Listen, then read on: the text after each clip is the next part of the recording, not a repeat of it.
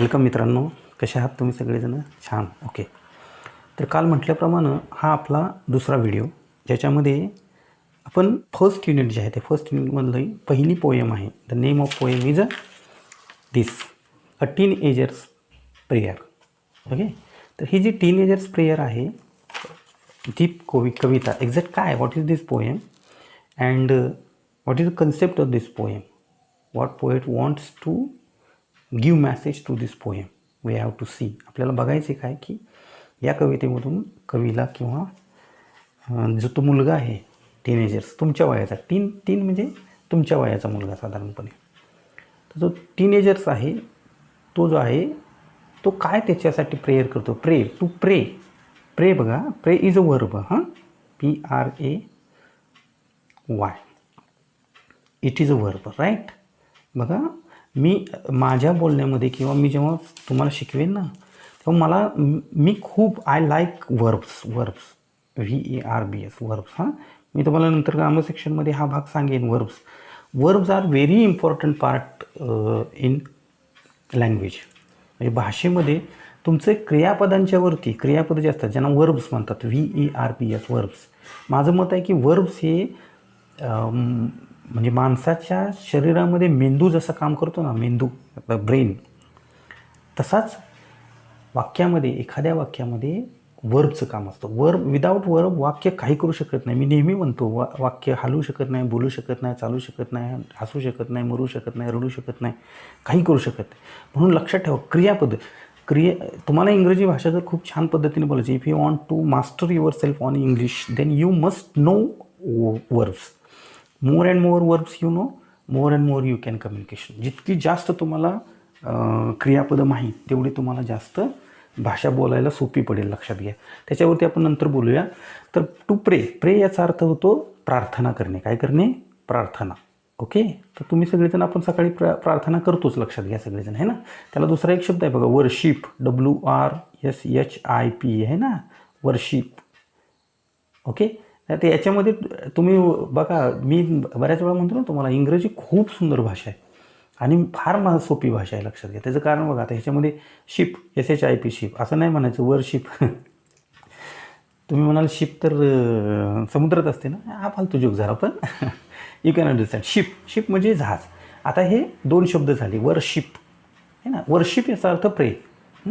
आता लक्षात घ्या, प्रे हे जे क्रियापद आहे, प्रे हे क्रियापद आहे, this is a verb, right. आता या प्रे या शब्दापासून नाम तयार झालं प्रेयर. काय शब्द झाला? प्रेयर. प्रेयर म्हणजे प्रार्थना. प्रेयर म्हणजे काय? प्रार्थना. ओके. आणि इट इज अ नाउन. ही काय आहे? नाउन आहे, लक्षात घ्या. तर तुमच्या लक्षातच आलं असेल की टीनएजर्स प्रेयर, काय कवितेचं नाव आहे? अ टीनएजर्स प्रेयर. आता बघा, इथं तुम्ही लक्षात आलं असेल तुमच्या, यू कॅन अंडरस्टँड. ह्या ठिकाणी दिसते ना, या ठिकाणी इथं वरती एक कसं स्वल्पविरामासारखं चिन्ह आलेलं आहे ना, इथं वरती एक स्वल्पविराम, याला ॲपॉस्ट्रॉफी म्हणायचं. काय म्हणायचं याला? ॲपॉस्ट्रॉफी. आता ॲपॉस्ट्रॉफी म्हणजे काय? म्हणजे फॉर एक्झाम्पल बघा, राम्स पेन आहे ना, राम्स पेन, बरोबर आहे. काय म्हणले? राम्स. आता इथं वरती मी ॲपॉस्ट्रॉफी दिला, बरोबर नाही. याचा अर्थ रामचा पेन. हा पेन कुणाचा आहे? तर दिस इज राम्स पेन. हा काय आहे? रामचा पेन आहे, आपण म्हणतो ना असं. तर त्याच्यासाठी यस प्रत्यय काय केलं, म्हणजे ॲपॉस्ट्रॉफी काय केलं, तो लागतो त्याच्यावरती. ध्यानात आलं तुमच्या? ओके. तर कवितेचं नावच आहे अ टीनएजर्स प्रेयर. आणि या कवितेमध्ये पहिली जी ॲक्टिव्हिटी आहे, this is a warming up activity. Warming up म्हणजे आपण जेव्हा पळतो, कोणती गोष्ट करायच्या आधी जरा सुरुवात करतो ना आपण. म्हणजे फॉर एक्झाम्पल बघा, आपण जेवायला बसलो की वदनी कवळ घेता म्हणतो ना, तसं कोणतीही गोष्ट सुरुवात करताना कोणत्याही गोष्टीची सुरुवात करताना जेव्हा आपण स्वतःला तयार करतो, that is called as a, ती कृती करण्यासाठी, whatever we are going to do, what we want to do, what is our target, what is our motto, what is our operation, what we are going to do, a function, कोणतंही काम. तर ते करण्यासाठी त्याच्या आधी जी काही आपण गोष्ट करतो त्याच्या आधी जे आपण वॉर्मिंग करतो ना त्याला वॉर्मिंग अप असं काय करायचं म्हणता येतं. आणि त्याच्यामध्ये चिटचॅट ॲक्टिव्हिटी आहे. आता ही चिटचॅट ॲक्टिव्हिटी का महत्त्वाची आहे बघा, ही छोटी छोटी गोष्टी फार बूंद बूंद सागर बनत आहे, लक्षात ठेवा. बूंद बूंद सागर बनत आहे, छोट्या छोट्या गोष्टी फार महत्त्वाच्या असतात, लक्षात ठेवा. आता तुम्हाला वाटेल ह्याच्यामध्ये काय आहे, विशेष काय आहे, पण या गोष्टीतून तुमचं communication, you can communicate your self. या गोष्टी कम्युनिकेशनसाठी फार महत्त्वाच्या असतात. तुम्हाला तुमच्या मतं मांडता आली पाहिजेत, बरोबर आहे. मग आता हे बघा, form groups of 5 to 6 and discuss. तुमच्या वर्गामध्ये असताना तुम्हाला हे सर सांगतील तुम्हाला की तुमच्या 4-5 जणांचे ग्रुप्स करतील आणि डिस्कस चर्चा करा. डिस्कस करा म्हणजे काय करा, चर्चा करा. Give a rating of 1 to 5 to each of the following. आता गिव्ह अ रेटिंग द्या. रेटिंग म्हणजे आपण एखादा प्रॉडक्ट घेतो बघा, समजा मोबाईल घेतला तुम्ही, है ना, तुमचा मोबाईल समजा एखादा घेतला तुम्ही. मोबाईल घेतल्यानंतर तुमचा मित्र म्हणतो कसा मोबाईल आहे, तुम्हाला जर चांगला वाटला तुम्ही म्हणता मस्त आहे यार, काय आहे मस्त. एखाद्याला आणखीन त्याच्यापेक्षा जास्त आवडतं तुम्हाला झकास, काय म्हणतो झकास. तर हे काय झालं, त्याच्या त्या पद्धतीने दिलेलं रेटिंग असतं. रेटिंग आपण असं पण देतो बघा, 1 स्टार है ना, 3 स्टार है ना, काही जण काय किती देतात, 4 स्टार देतात, काही जण 5 स्टार देतात. तर अशा पद्धतीनं give a rating of 1 to 5 each of the following. खाली दिलेले काही गोष्टी दिलेत तुम्हाला इथं, ओके. जनरली वाचा बघा, ते शांतपणे वाचल्यानंतर तुमच्या लक्षात येईल.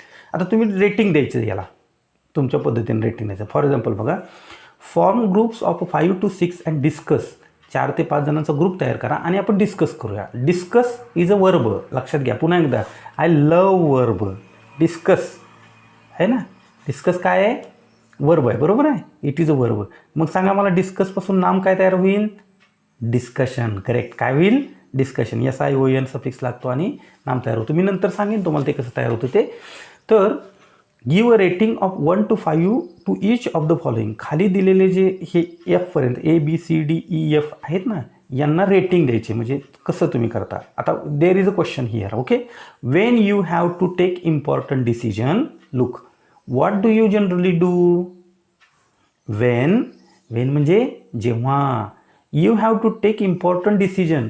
जेव्हा तुम्हाला एखादा इम्पॉर्टंट महत्त्वाचा डिसिजन घ्यायचा असतो, एखादा निर्णय घ्यायचा असतो, when you have to take any decision, what do you do generally? तर तुम्ही तेव्हा काय करता, है ना.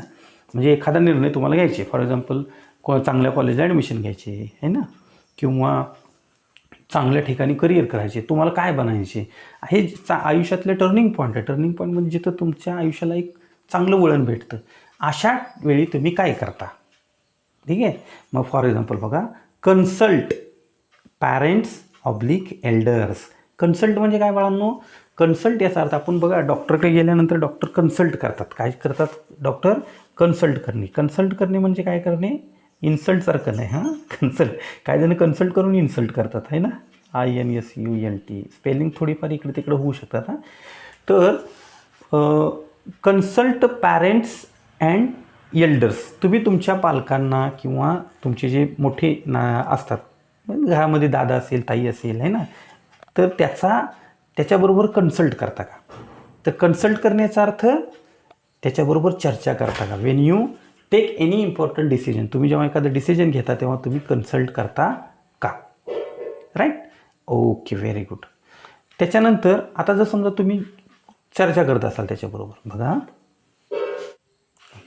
तर तुम्ही तुमचे पॅरेंट्स जे आहेत त्यांच्याशी किंवा तुमचा भाऊ ताई वगैरे जे आहेत त्यांच्याशी कन्सल्ट करता का. हां, सपोज तुम्ही कन्सल्ट करत असाल तर त्याला रेटिंग द्या.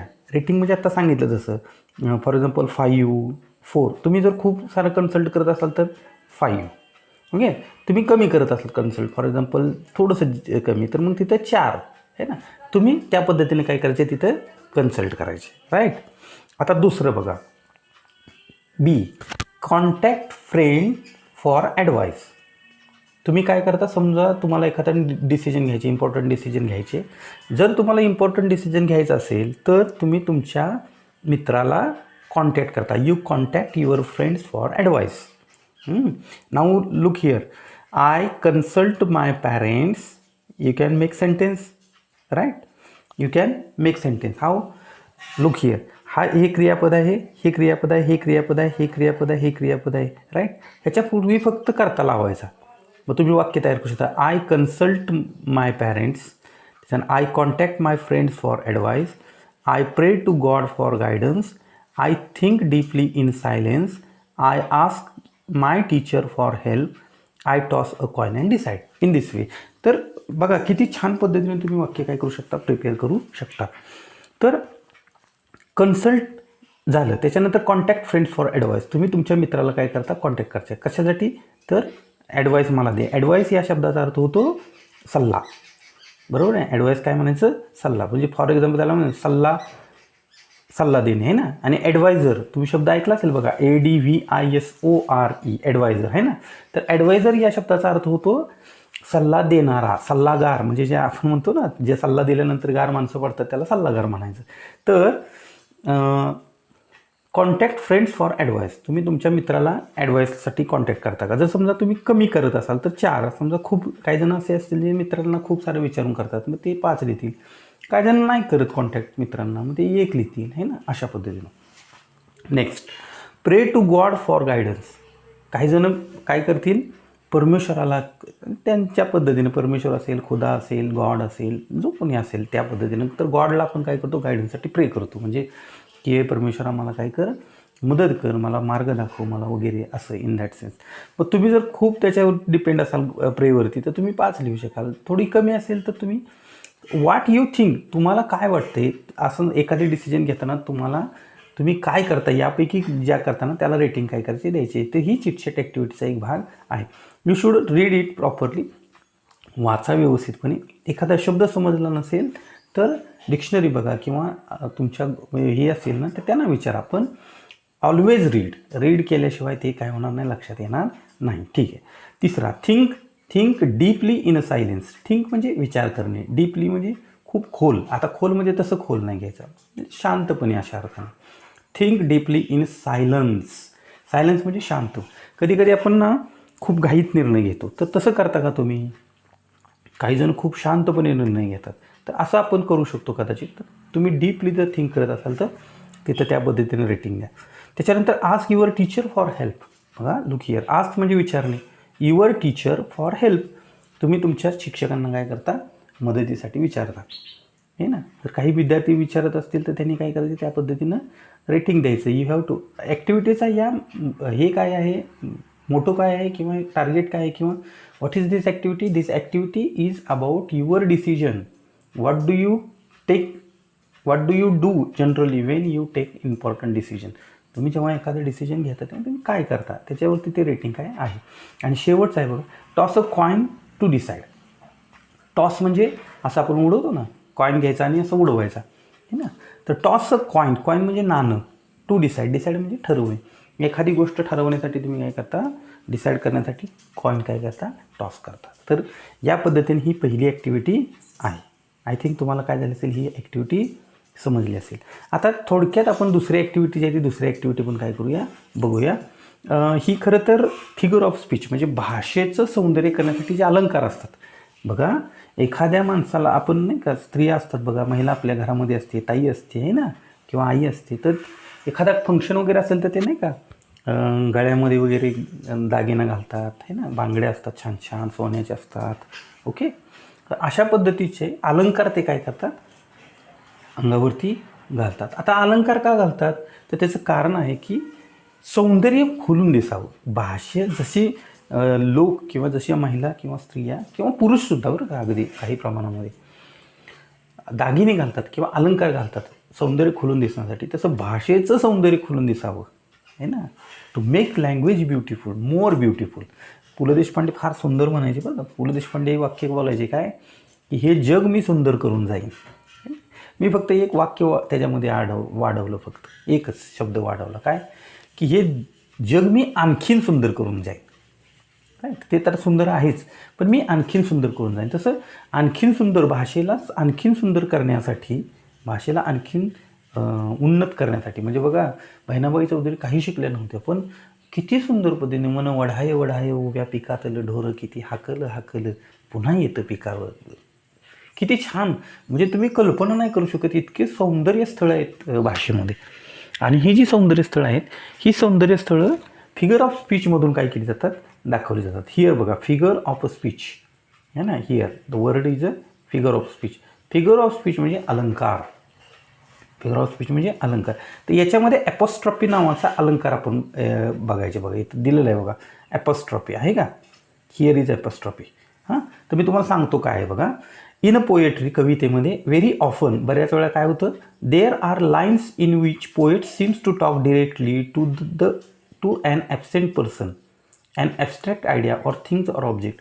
बऱ्याच वेळा कवितेमध्ये कवी असतो, तो कवी कोणाला तरी एखाद्या व्यक्तीला तो भाव समजून किंवा एखाद्या व्यक्तीशी डिरेक्टली, म्हणजे व्यक्ती म्हणजे पर्सनच असला पाहिजे असा भाग नाही. दुःख असतं, कधी कधी सुख असतं, है ना, या सुखानो या, है ना, किंवा दुःख असतं, तर त्याला डिरेक्टली म्हणजे डायरेक्टली त्याच्याशी बोलतोय अशी एक थीम तयार होते ना. त्या थीमला काय केलं जातं, एक असं डिव्हाइस असतो किंवा असं एक टॅक्टिक असते, ज्या टॅक्टिकला काय म्हटलं जातं, फिगर ऑफ स्पीच म्हटलं जातं.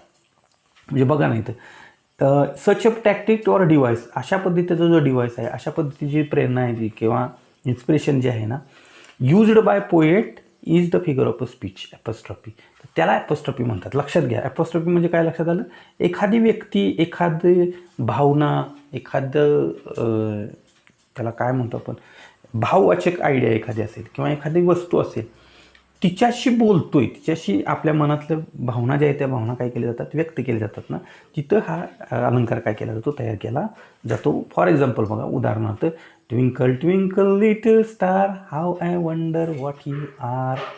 इथं कविता, जो कवी आहे, the poet is talking to little star.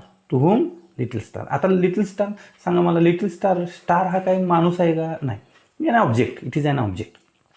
Okay, तर त्या ऑब्जेक्टशी तो काय करतोय, रिलेट करतोय, तो ऑब्जेक्टशी बोलतोय, है ना. He wanted to speak with them, आणि so twinkle twinkle little star, है ना. देन दिस बघा, O death where is thy sting. मरणा, कुणाबरोबर बोलतो, डेथ, डेथ, DEATH, डेथ म्हणजे मरण. डेथ म्हणजे काय, मरण. आणि मग इथं पुढचा शब्द आहे का, वेअर इज दाय स्टिंग, तुझे ती स्टिंग. स्टिंग म्हणजे मधमाशी असते ना, मधमाशीचं जे काट हे असतं, चावते मधमाशी ना, त्याला स्टिंग म्हणतात. डंख म्हणतो आपण त्याला, काय म्हणतो आपण, डंख. मंगेश पाडगावकरांनी खूप सुंदर कविता केली त्याच्यावरची. आता हे नाही, याच्यात वेळ जाईल तुमचा म्हणून सांगत नाही, पण खूप छान कविता केली. स्टिंग, की हे मृत्यू तुझं स्टिंग कुठं आहे. तर हे जे वाक्य आहे, हे वाक्य फेमस ब्रिटिश रायटर, ड्रामेटिस्ट शेक्सपियरचं वाक्य आहे. त्यांनी शेक्सपियरने त्याच्यामध्ये काय केले, ते वापरलेलं आहे. शेक्सपियर खूप छान, शेक्सपियरनं त्या ह्याच्यात वापर केला आहे.